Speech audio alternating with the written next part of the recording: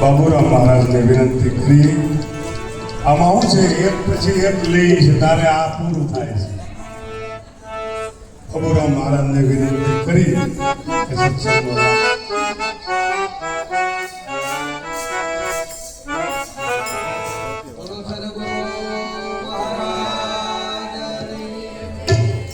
સદગુરુ અંબારામ મહારાજ, સદગુરુ મણિરામ મહારાજ પધારેલા હરિગુરુ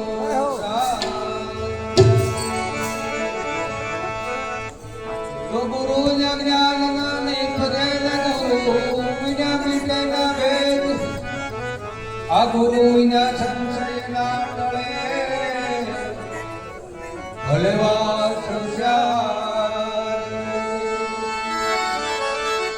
તો નામ લિયા તને સબલિયા ને સકલ શાસ્ત્ર કા વેદ, બિના નામ નરકે ગયે આ પડ શ્યાર,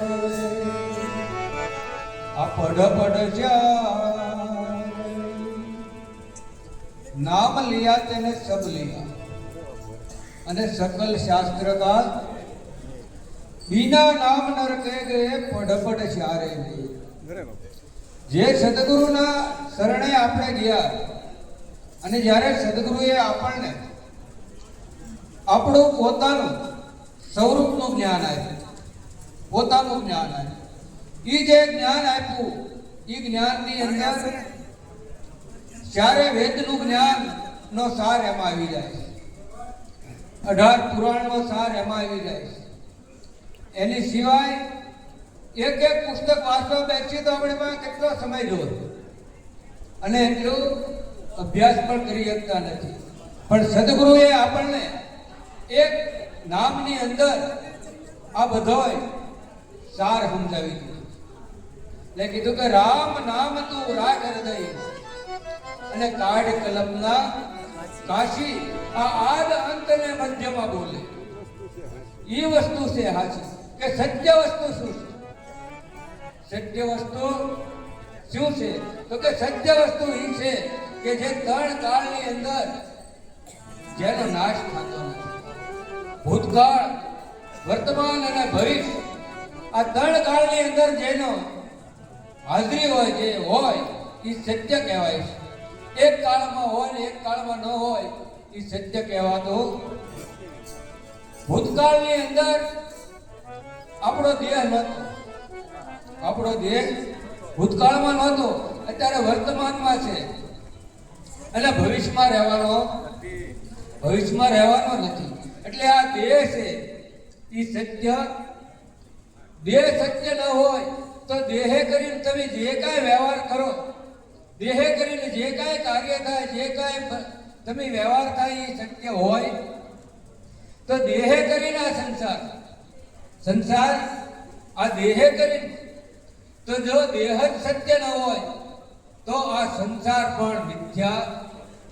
સંસાર છે એ પરિવર્તનશીલ છે, જેમ દેહ છે એ પરિવર્તનશીલ છે એમ સંસાર પણ પરિવર્તનશીલ.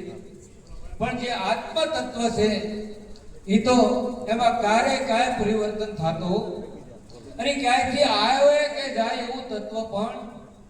અને એ જે તત્વ છે એ જ તમારું સ્વરૂપ, એ જ પરમાત્મા.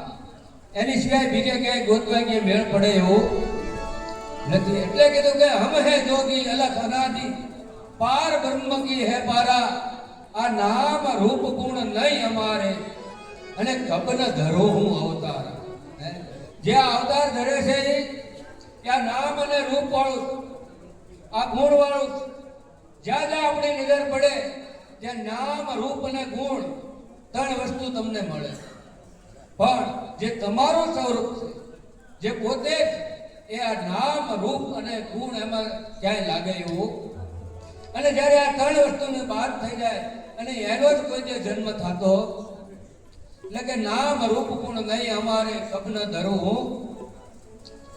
હમ સે બ્રહ્મ, બ્રહ્મ સે માયા, આ માયા છે सकल संसारा, इस बिद हम है, हम सभी में आ बीज वृक्ष पे विस्तारा. કે હું સૌ તો બ્રહ્મ હે તમે ન હો તો બ્રહ્મ કોણ કે? હે? જો દીકરો જ ન હોય તો પિતા કોણ?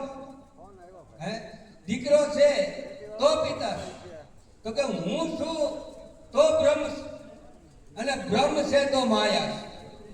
અને માયા છે આખો સંસાર. આખો સંસાર છે એ માયાથી કરીને બનેલો છે. પણ સંસારના મૂળમાં જાય તો માયા છે, માયાના મૂળમાં જાઓ તો બ્રહ્મ છે, અને બ્રહ્મના મૂળમાં જાઓ તો તમારી સિવાય બીજું કોઈ છે. हम से ब्रह्म, ब्रह्म से माया, माया से सकल संसारा, इस विध हम है हम सभी में. આ બીજ વૃક્ષ पे વિસ્તારા. જેમ વૃક્ષની અંદર આ બધા બીજ રહેલા છે અને બીજની અંદર આ વૃક્ષ રહેલું છે, એવી જ રીતે આ આખો સંસાર અને પરમાત્મા એકબીજાના થી જુદા નથી.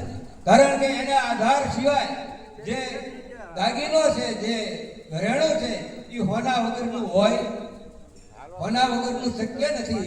એમાં સંસાર છે, જે જગત છે, એ જગદીશ વગર કોઈ શક્ય નથી.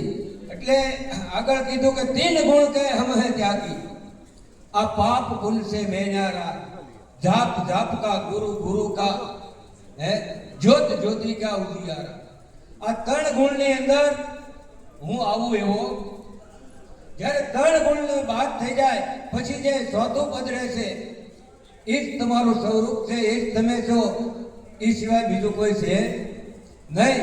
એટલે જ્યારે આ 3 ગુણ બાદ થઈ જાય, 3 ગુણ જ્યારે બાદ થઈ જાય પછી જે વધે છે, 3 ગુણની અંદર તો આખું જગતની રચના છે. ત્રિગુણી માયાની અંદર આખું જગત આવી જાય છે. અને જ્યારે ત્રિગુણી માયાથી બાદ થઈ જાય, થી પર થઈ જાય, ત્યાં તમારું પોતાનું સ્વરૂપ છે. અને એ સ્વરૂપ કેવું છે? તો કે જાપ જાપ. ગમે એટલે તમે જાપ જપો, એ જાપ ન એ જાપ, એ આ સ્વરૂપ છે. ગુરુ કા ગુરુ, ગુરુ ને ગુરુ. જે ગુરુ ને ગુરુ કોણ? તો કે ગુરુના ગુરુ જ્ઞાન. જ્ઞાન ગુરુમાં તો જ્ઞાન દીશે, શિષ્યમાં વળી સમજણ તો, દેહમાં તું દેવ દીશે, વિદેહ વડે વ્યાપક તો. સંત અંબારામ શરણે બોલે બાબુરામ, જે દિશે તે પોતે તો. આ તારી વગર આ સંસારની અંદર ક્યાંય બીજું પ્રગટ થાય એવો નથી. એટલું બોલી મારી વાણીને સદગુરુના શરણમાં સમર્પણ કરું છું. બોલો સદગુરુ મહારાજ. કાળીથી વધારેલો ભગવાન. હમણાં વાત નહોતી થઈ કે ભાઈ નથી રામ કે હું મહાન નથી.